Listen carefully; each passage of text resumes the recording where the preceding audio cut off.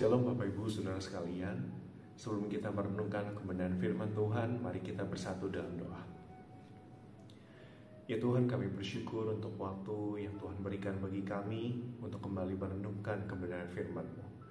Biarlah di waktu ini Tuhan yang boleh menolong kami agar firman-Mu menjadi firman yang menuntun kehidupan kami dan juga berbicara kepada setiap kami. Kami rindu firman-Mu sungguh boleh menjadi bagian hidup kami yang menuntun langkah hidup kami. Di dalam nama Tuhan Yesus kami berdoa. Amin.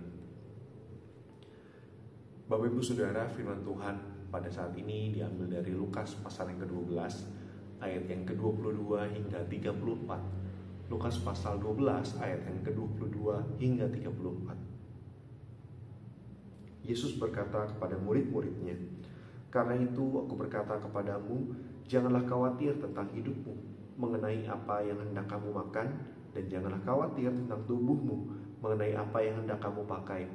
Sebab hidup itu lebih daripada makanan, dan tubuh itu lebih daripada pakaian. Perhatikanlah burung-burung gagak yang tidak menabur, tidak menuai, dan tidak mempunyai gudang atau lumbung, namun Allah memberi mereka makan. Kamu jauh lebih berharga daripada burung-burung itu.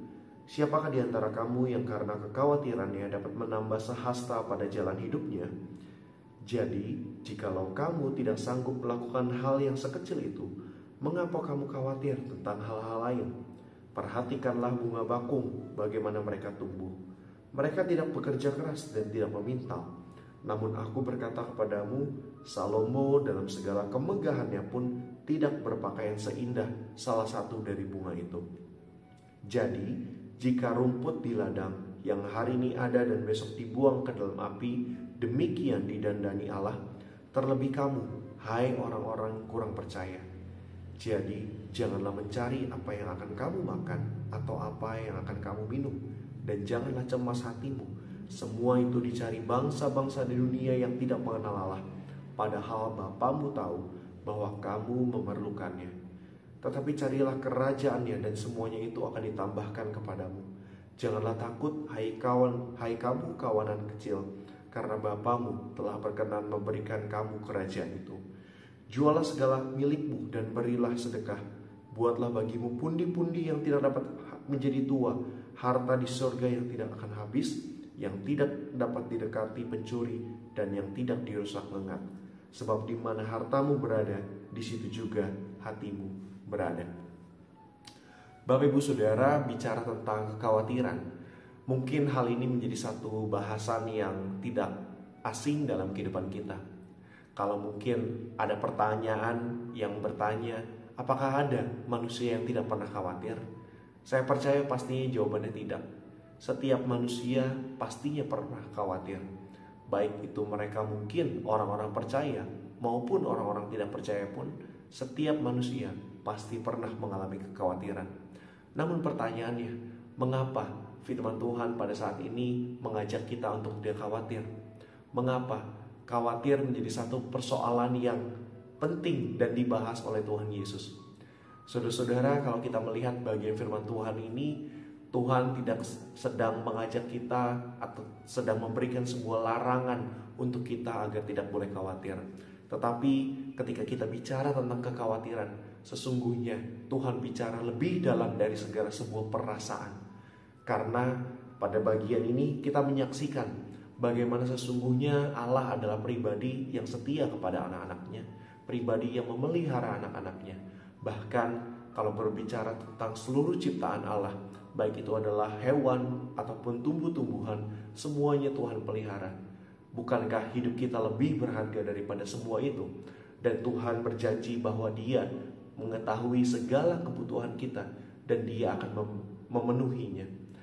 Bapak Ibu Saudara, bicara tentang hal kekhawatiran, sesungguhnya Tuhan ingin bicara lebih dalam bahwa ketika kita khawatir, sesungguhnya bisa jadi hati kita tertuju kepada hal-hal yang kita khawatirkan. Oleh karena itu di ayat yang paling terakhir Tuhan berkata, sebab di mana hartamu berada, di situ juga hatimu berada. Terkadang kekhawatiran kita tidak berbicara jauh tentang sesuatu apa yang kita anggap berharga. Misalnya kita berharap atau menganggap uang adalah sesuatu yang berharga, maka dari itu kita mungkin akan khawatir banyak tentang uang. Atau kalau kita berbicara tentang nama baik kita, atau pencapaian kita, jabatan kita, atau apapun itu, mungkin hal-hal tersebut yang kerap muncul menjadi kekhawatiran kita. Tetapi bukankah Allah adalah pribadi yang memelihara setiap anak-anaknya?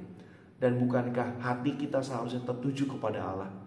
Oleh karena itu Bapak Ibu Saudara, ketika kita bicara tentang kekhawatiran, Allah tidak sedang hanya bicara tentang sebuah perasaan yang tidak bisa merasa tenang atau mungkin selalu memikirkan hal-hal tersebut.